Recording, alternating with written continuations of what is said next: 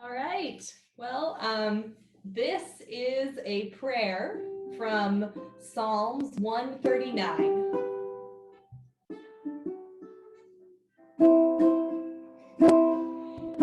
Lord, you have searched me and you know me. You know when I sit and when I rise, and you perceive my thoughts from afar. You discern my going out and my lying down. You're familiar with all my ways. Before a word is on my tongue, you, Lord, know it completely. You hem me in behind and before and have laid your hand upon me. Such knowledge is too wonderful for me, too lofty for me to attain. Where can I go from your spirit? Where can I flee from your presence? If I go up to the heavens, you are there. If I make my bed in the depths, you are there. If I rise on the wings of the dawn, or if I settle on the far side of the sea, even there your hand guides me. Your right hand holds me fast. If I say, surely the darkness will hide me, and the light become night around me, even the darkness will not be dark to you. The night will shine like the day, for darkness is as light to you. For you created my inmost being. You knit me together in my mother's womb. And I praise you because I am fearfully and wonderfully made. Your works are wonderful. I know that full well. My frame was not hidden from you when I was made in the secret place. When I was woven together in the depths of the earth, your eyes saw my unformed body. All the days ordained for me were written in your book before one of them came to be. How precious to me are your thoughts, O God. How vast is the sum of them. Were I to count them, they'd outnumber the grains of the sand. And when I awake, I am still with you. If only, God, you would slay the wicked. Away from me, you who are bloodthirsty. Do your adversaries misuse your name? They speak of you with evil intent. Do I not hate those who hate you, God, and abhor those who rise up against you? I have nothing but hatred for them. I count them my enemies. Search me, O God, and know my heart. Test me and know my anxious thoughts.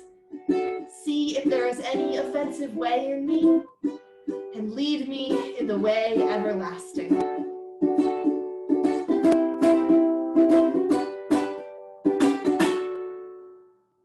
Amen.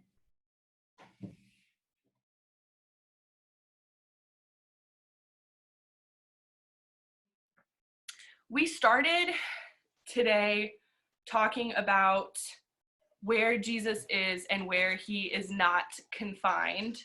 And I really wanted you guys to come into today, the only time that Youthquake has ever looked the way that it looked today, with the recognizing and feeling hopeful and joy in the fact that even though it feels kind of disconnected and weird and pixelated, that doesn't change the fact that God was within the midst of everything that we did today. He was in all of the many Instagram lives, and he was in the Zoom call lunch, and he is in this Zoom call lunch or dinner. And as the day went on, I have to be honest with you, I did this thing where I wrote out what I wanted to talk about tonight, like over the past couple of days, and then in the middle of today, I was like, this isn't it. This isn't what God wanted me to say. So throughout today, I started to realize that all of the speakers and the activity leaders that hopped on here brought messages that seemed kind of disconnected, but were truly, truly deeply connected in relaying the fact that God has no confines, has no bounds, has no limitations, that there is no place that God does not live. So, for instance, our first activity today was yoga with John.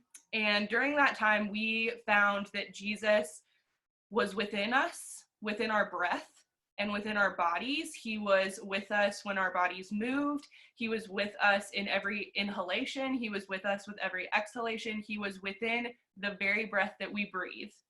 After that, we had Cece. And Cece, not having any idea what I had prepared for this morning or what I was going to say, started her devotional sharing that God had been saying to her, "Who told you church was a building?" And how God doesn't want our pristine living rooms. He wants our dirty, cluttered, piled closets. God doesn't want to live in the clean parts of our lives. He wants more than anything in the world to live in the dirty, cluttered, piled closets of our lives, which Dalton also touched on. He talked about God stepping into our Egypts. He talked about how even in the scariest and the most fearful times, God doesn't just kind of tell us like, oh, hey, it's going to be okay. God steps into our Egypt with us and lives with us in our Egypt.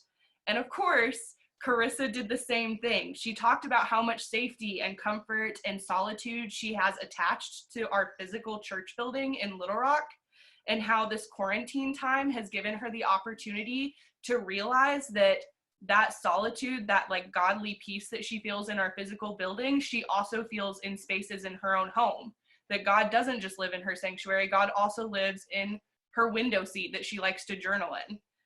And after we had Cece, we had Jared, who talked about Jesus walking on water and inviting Peter to walk on the water with him. And let me be honest with you, at that point, Jesus just has no chill. He has no boundaries. He's walking on water. Like, the physics of the world do not matter to Jesus anymore. He's just out here doing whatever he wants, existing in any space that he wants to. And just to reiterate that, Adam got on, and Adam started reading us the creation story and spent an hour with us out in nature, in his backyard, reminding us that God exists in the entire physical world that we live in. He is in the grass, in the sky, in the weeds. He's in the beetle we saw crawling. He is in the clouds. He's everything. He exists and inhabits all of creation.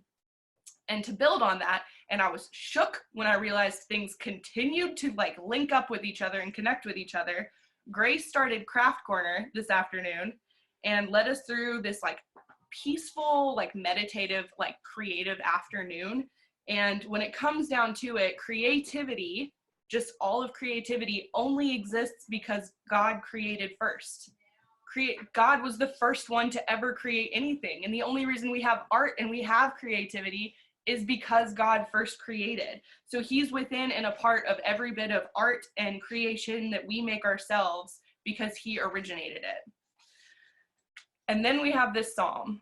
We have this beautiful, beautiful psalm that Brianne and Jacob brought to us tonight in the most wonderful way.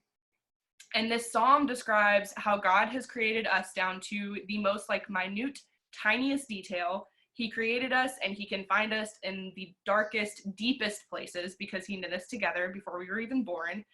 It mentions our bodies, where we found Jesus in our breath this morning in verse 14, body and soul, I am marvelously made, what a creation. In verses 7 through 10, it mentions no earthly limits and the creation itself, like Jared and Adam reminded us. And it even mentions everything we create that comes from us saying, you know everything that comes from me before I even begin. So now, honestly, truly, how can we possibly be scared of all of the unknowns that are happening right now if the one who is boundless and limitless and breaks all confines created us? All of these people in these boxes, like, how can we keep holding on to fear and how can we keep holding on to anxiety in this time when we think we're spiraling, when the one that lives in our breath and in our cluttered closets and in our Egypt, in our very own homes, the one that lives in creativity, who lives outside the boat and who lives in every blade of grass, made us and made everything that we are, because we are fearfully and wonderfully made by someone who has no limits and no bounds. And I think that in this time when fear is so prevalent and kind of hard to escape from, even if we're not scared ourselves, there's a lot of people around us that are scared. We have to remember that we are completely and entirely made from and for the one who has no fear because he has no bounds.